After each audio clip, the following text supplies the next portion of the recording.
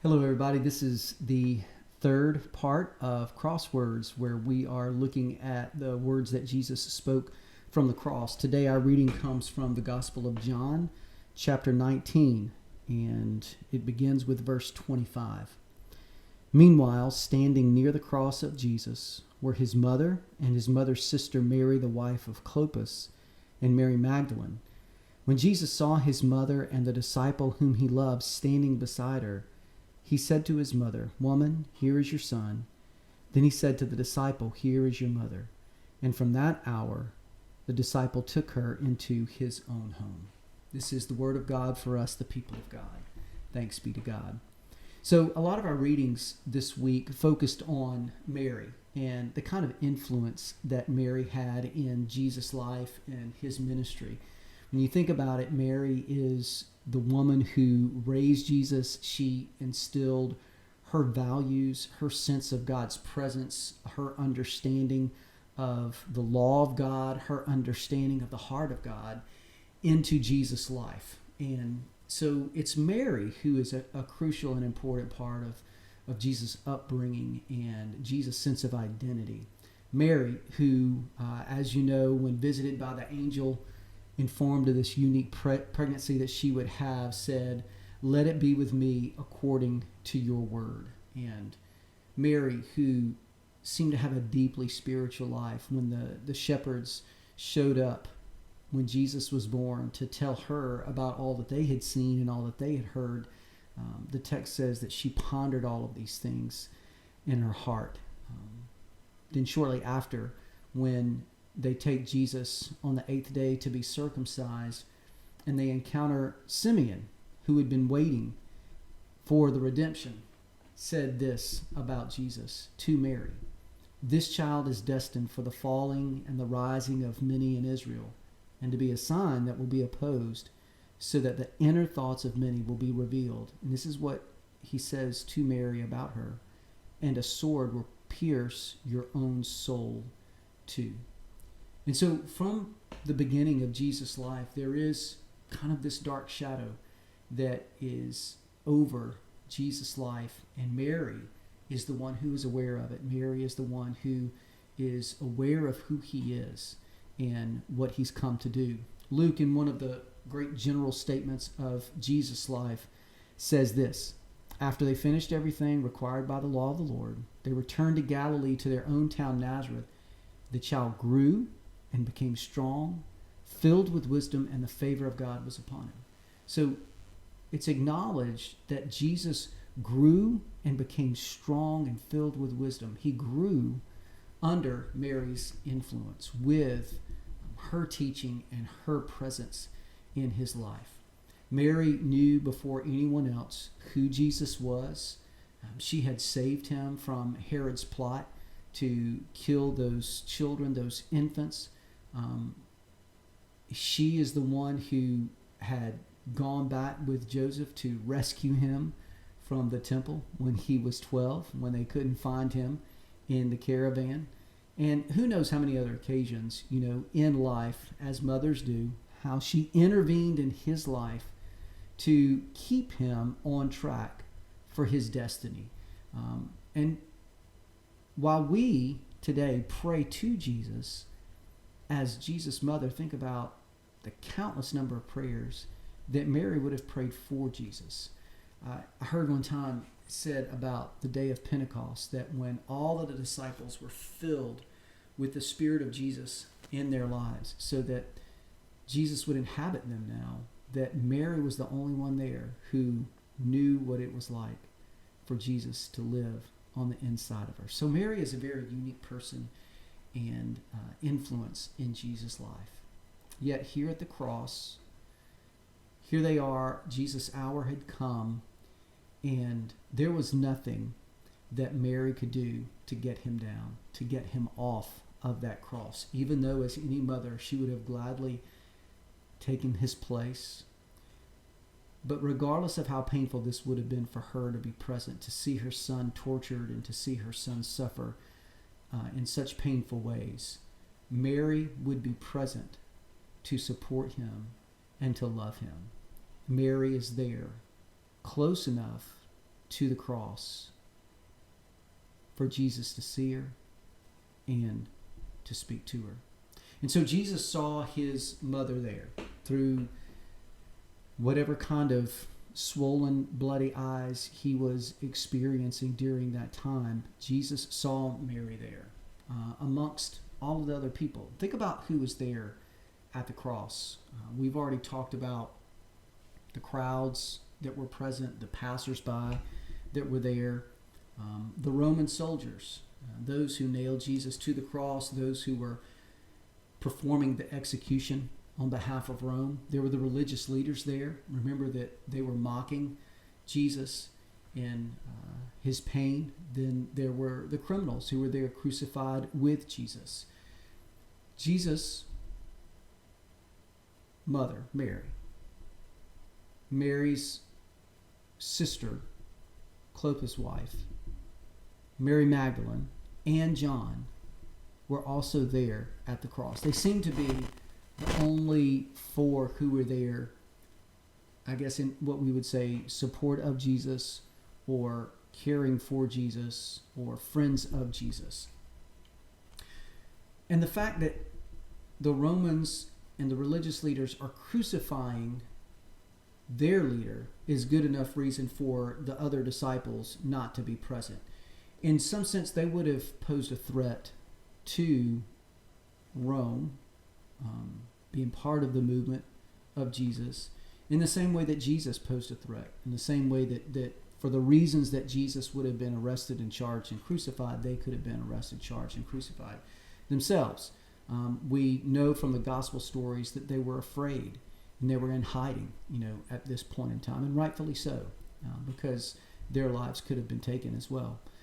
It's thought maybe that John was able to be there because John was too young to really pose any kind of threat to anyone, and that the women who were present there, that they didn't pose any kind of threat.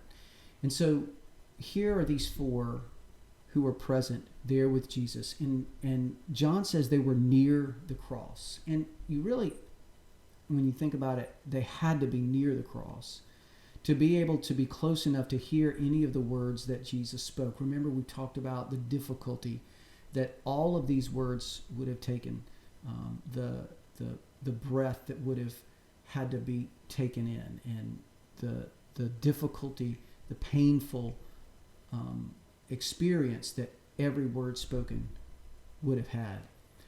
But Jesus saw John, and Jesus saw his mother standing nearby. And to emphasize, Jesus saw his mother. Out of all of the faces that he could have seen, all of the voices, the violent, angry, sarcastic, and screaming and mocking faces that Jesus could have fixed upon while he was there on the cross, the text reads that Jesus saw his mother. And so the face that Jesus saw, the face that Jesus focused on, the face that Jesus honed in on, was a face of love. And it says in verse 26, when Jesus saw his mother and the disciple whom he loved standing beside her, he said to his mother, "Woman, here is your son." And then he said to the disciple, "Here is your mother."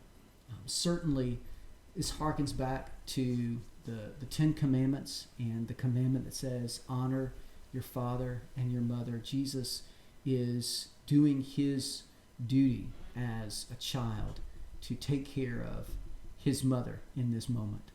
And when you think about it, man, what kind of love is this? The hymn asks, what wondrous love is this, O my soul, that caused the Lord of bliss to bear the dreadful curse for my soul. What wondrous love is this? Jesus saw and he spoke, and in doing so reveals a love that many of us have yet to really comprehend.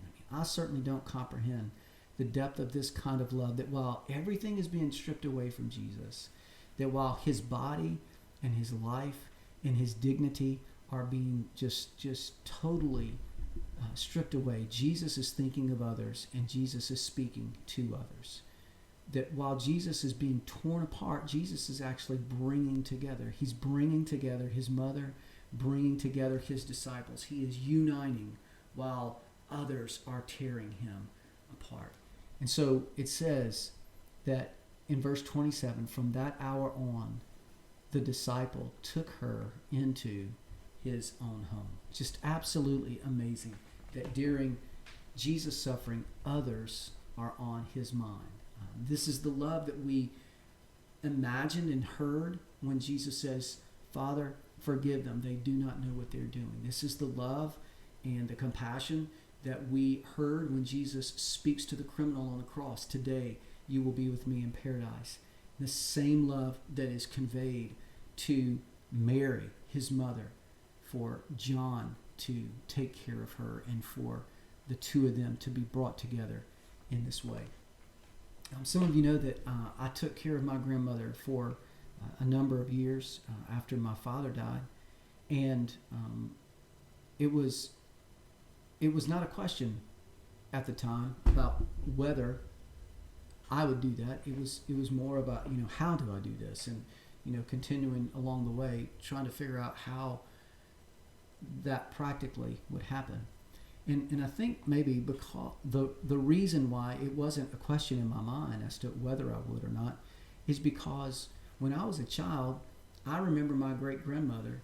She moved into my grandmother's house and lived with her for as long as they could take care of her. And when they couldn't any longer, she moved into a nursing facility. And my grandmother went and was with her regularly. And I remember my grandmother taking care of her mother. And it was just what I saw, what I understood, and how I understood families were to be, to take care of one another.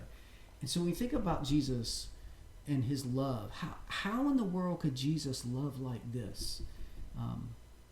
The words that he spoke on the cross, that while he is in pain and while he is in suffering, Jesus is speaking to others, he is speaking about others, he is thinking about others, and he is concerned for others.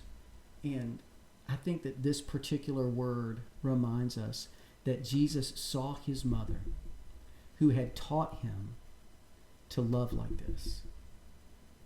It was Mary's influence, Mary's love for God, Mary's love for Jesus that was instilled in him. And when he saw his mother there at the cross, he saw the face of love. And in speaking to her, he would speak words that would ensure that she was cared for also. So think about that maybe as you begin your conversations around this particular passage. Man, what a Savior, that he would love us in this kind of way, care for us even in the midst of his pain and his suffering. So discuss the kind of influence that you believe Mary had in the life of Jesus, and also maybe the role that women played in his ministry. There are a number of women who were there. We know that the resurrection stories revolve around the women's discovery and the women being the first to proclaim that he was resurrected. So what role does Mary play in influencing Jesus' ministry and these other women as well? And then maybe talk about some of the influences in your life. Who has taught you by their example, their influence, the love of God and to care for others that you would just immediately think of? Why do you think the other disciples weren't there? I've suggested that it's because they were afraid. They would have posed a threat to the government at the time. But why do you think Jesus' disciples were not there while Jesus was being crucified? And then maybe discuss an opportunity or maybe even an obligation, a time when you've had an opportunity or obligation to take care of a friend, to take care of a family member, to take care of maybe even a member of your church family or a stranger. And what compelled you? What motivated you? Where did the love or the strength or the energy come from to actually be able to care for that person in that way? So Jesus speaking these words speaks to us and helps us with the way that we love other people, especially in our role and responsibility with other people. God bless you. Look forward to having conversation with you And thank you so much for joining us again for Crosswords.